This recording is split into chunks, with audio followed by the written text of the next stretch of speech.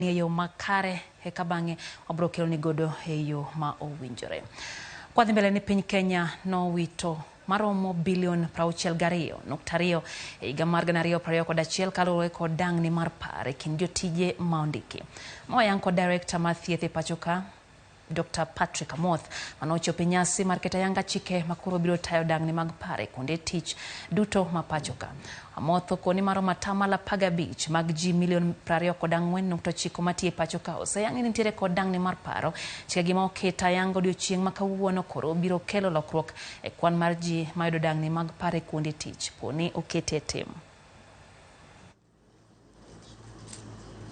Patients with mental illness. DG of Health, Dr. Patrick Amoth, for gracing this. We must accept this, and we must. Evidence estimates that 15% of the working population is living with at least one mental health condition.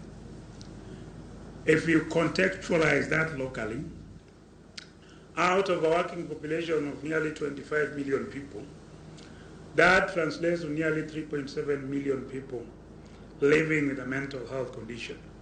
There is no health without mental health.